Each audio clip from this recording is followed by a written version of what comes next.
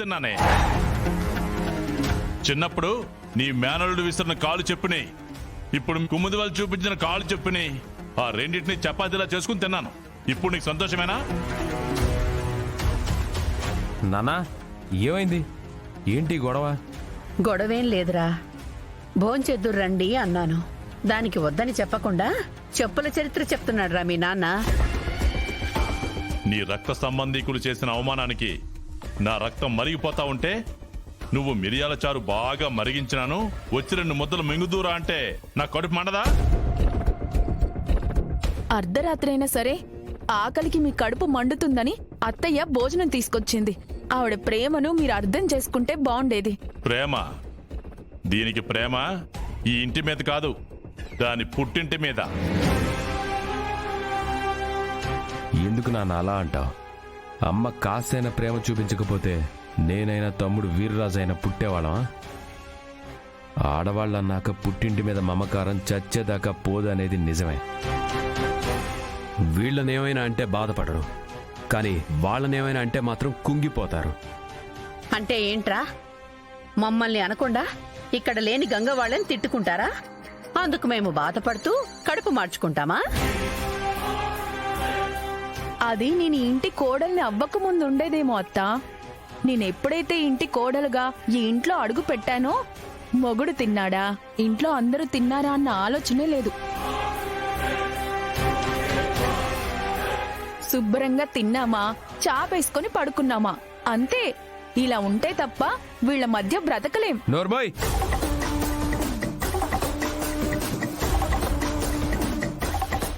నీ మాటలకి మా అమ్మ కూడా రెచ్చిపోవాలనా?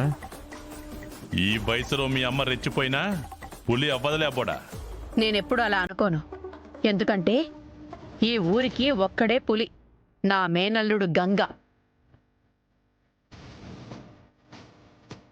మీ వదిన సావిత్రి ఎక్కడో బతుకుండదనా ఈ బలుపు?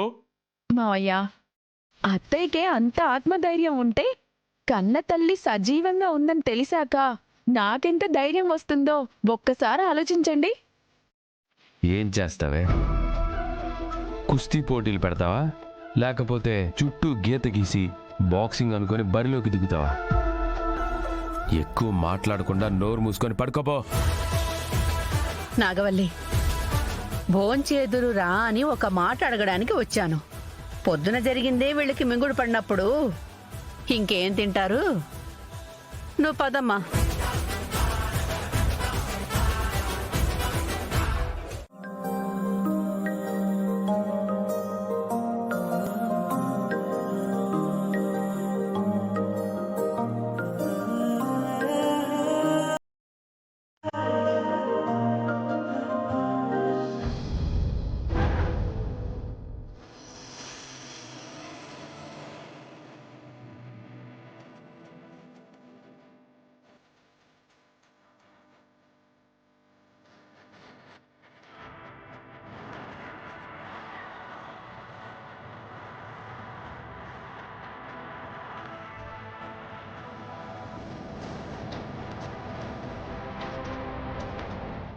బావా టీ.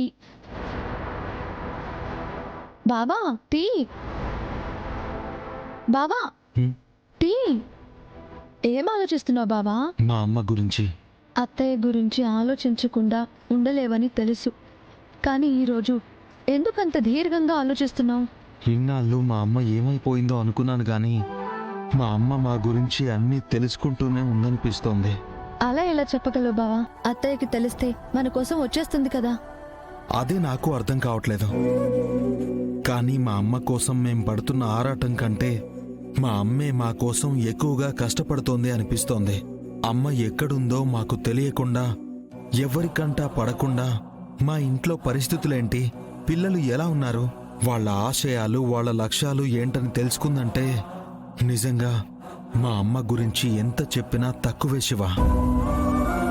నేను కొనలేని స్కూల్ని అమ్మ కొని శ్రీవల్లి పేరు మీద రిజిస్టర్ చేయించింది. ఇప్పుడు అర్థమైంది శివ.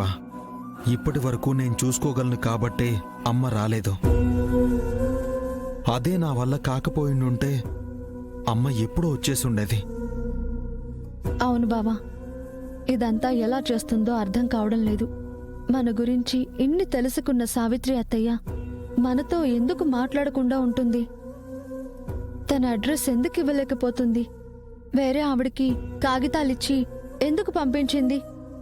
ఈ ప్రశ్నలకి సమాధానం దొరకకుండా జాగ్రత్త పడుతుందా? కాగితాలు తీసుకొచ్చింది ఎవరో కాదు శివ, ఆవిడ మా అమ్మే.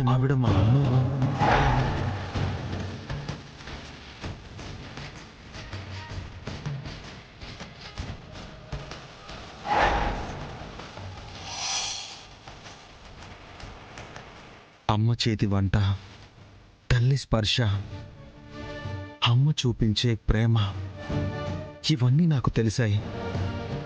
త్వరగా చూడండి సార్, ఎవరు చూడకుండా నేను ఇక్కడే నిలబడతాను.